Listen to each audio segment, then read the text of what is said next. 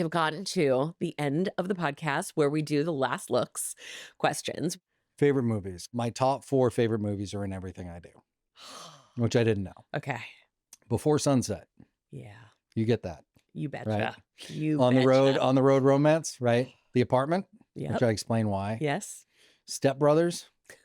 That's the Did we just become goofiness. best friends? Yeah. Yes, totally. And the propulsive nature of Raiders of the Lost Ark.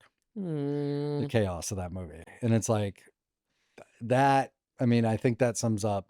But like, I always go back and forth between, I will not choose between The Apartment and Before Sunset. No, you can't. That's my favorite movies. I love that so much. Chef's kiss to all 4 of those. And I love that you didn't quite see that that is in everything, and only this process revealed it to you, because the evolution of being an artist and being a creative person is it's never final. Like, you are always learning shit about yourself and being reflective in your process. That was so not cool. me making up a letterbox list because Like they're a not little going to bit. ask me. They're not going to ask me.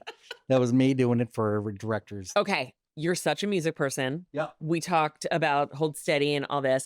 One of my Desert Island albums is Boys and Girls in America, the Hold Steady. Love it. I am very curious and have been very excited knowing you were coming here. What are your 2 stranded on a desert island? Ugh, that's tough. It's real tough. I'm only going to say Paul's Boutique because I was like a maniac from 1986 on. This makes me so happy. Maniac. I don't collect anything. I have so much Beastie Boys shit that's rare that I've spent my life collecting. I have a whole shrine in my house.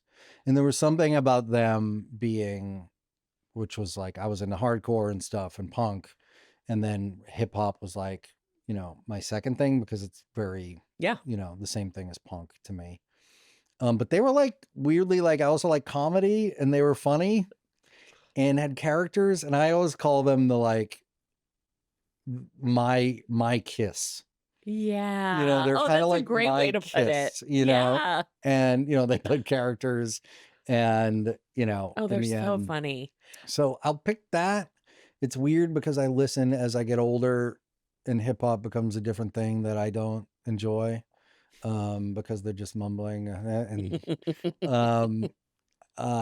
give me boom bap rap. Like I like Pusha T, but I'll take it every time, but there's not much of it anymore. I'm going to say something controversial. I'm especially upset today because he politically said some shit online. He's done some bad things in the past. But Heartbreaker by Ryan Adams is one of the greatest pieces of work to ever, like if you wrote that in the 70s, he would be as big as Neil Young.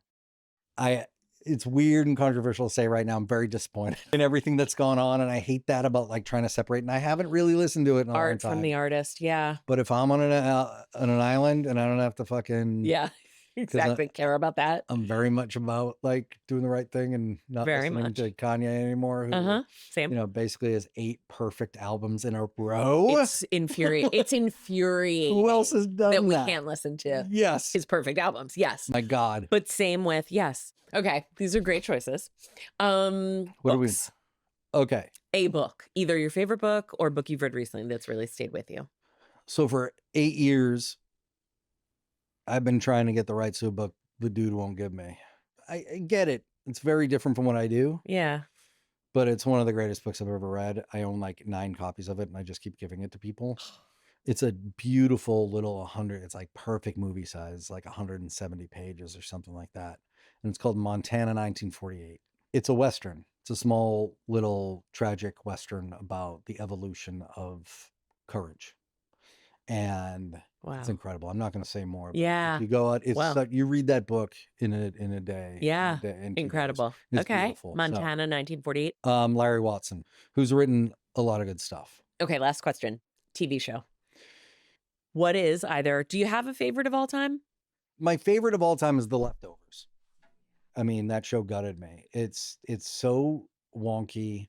I love Lindelof's brain. Yeah. I saw The Watchmen and I was like, this is exactly the version of that I would make. Yes.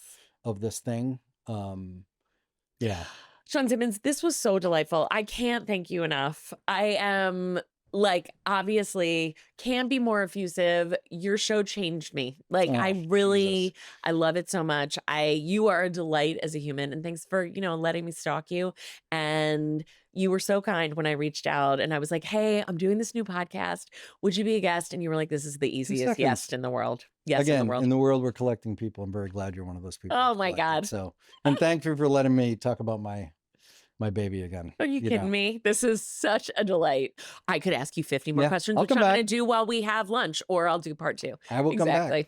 I never know how to end this. I'm just going to get up and give you a hug. I got nothing to do. Thank you so much.